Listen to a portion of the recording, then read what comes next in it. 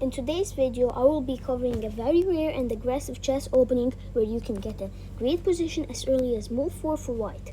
The majority of players don't know exactly what to do against it to maintain their advantage. So let's get into the opening. First, white opens with e4, putting a pawn in the center. It opens lines with for the queen and bishop to come out. It supports the squares f5 and d5. e5. It's the exact same idea. Knight to f3. This develops a knight towards the center and attacks the pawn on e5. Knight c6, defending the pawn on e5 and also developing a knight towards the center. Bishop c4 is known as the Italian game. This develops the bishop onto a long and active diagonal. It also attacks the weak point f7, which is only defended by the king. Bishop c5, it develops a bishop and hits the weak point on f2. And b4 is our gambit. It's called the Evans Gambit. So now there are three main lines.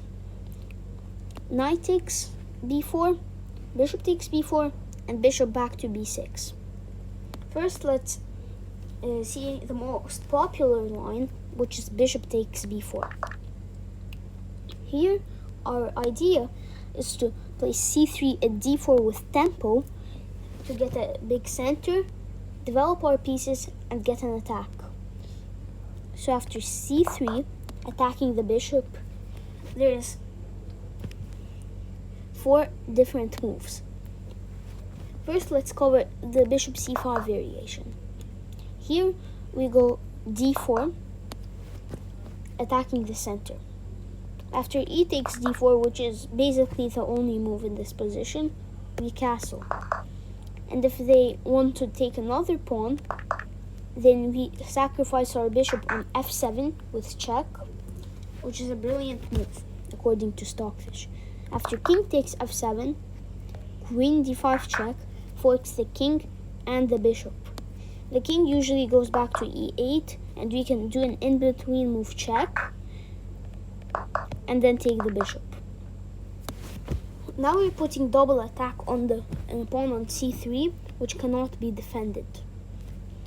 So after a move like a d6, attacking our queen, we just stay with the queen. And we are putting a lot of pressure on the a1 to h8 diagonal. Let's say after knight f6, we can go bishop g5 and pin this knight. And if we are good enough, we can even win it. So this is if they play this line. And if they play d3, which is the best move according to Stockfish, I don't know why, but we just take the pawn. It's free. Now, what if they play bishop to a5? Now we can't play d4 because this just loses a pawn, because our pawn on c3 is pinned. So we castle to get out of this pin, and after knight to f6, we play d4.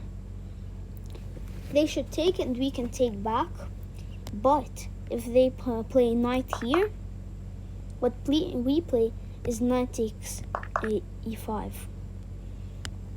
If they try to take our pawn on c3, then we already have a very winning advantage by playing queen to h5. And if they don't play a good move, like let's say they go here and kick out our knight, this is mate in 1. And if they block our mate in 1, we have a mate in 4, which is bishop takes f7 check. King here is the only good option. Queen here check. King here. Bishop check. King here. And knight c4 mate. If they go here after the check, it's even simpler. It's mate in 2. It's bishop here check, king here, and this is mate in 1. So this is what happens if they take our pawn. And this is the main line actually. But they shouldn't take our pawn. They should just take this pawn and we just take back. So now, what if they play a bishop to d6 or bishop to e7? It's the exact same thing. If bishop d6, we play d4, and after something like knight f6, we just take and trade everything off. And don't worry, your bishop can just retreat or get defended like this. Same goes for bishop e7, so I'm not including that line right now. Now if knight takes, we just play c3, and after the knight moves back, it's a transposition. It's the same as the bishop takes b4 and bishop c5 line. And now finally, if they decline our gambit and go back with the bishop, we play b5, and they usually go knight here. And don't take the free pawn on e5, because then they're gonna hit us with queen g5, which is a dangerous fork on our pawn on g2 and our knight on e5. And it's losing according to Stockfish. So we just take the knight after bishop takes back.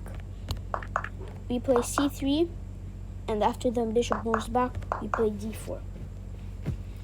That's it for the video. Hope you liked it. Subscribe if you want. You don't have to.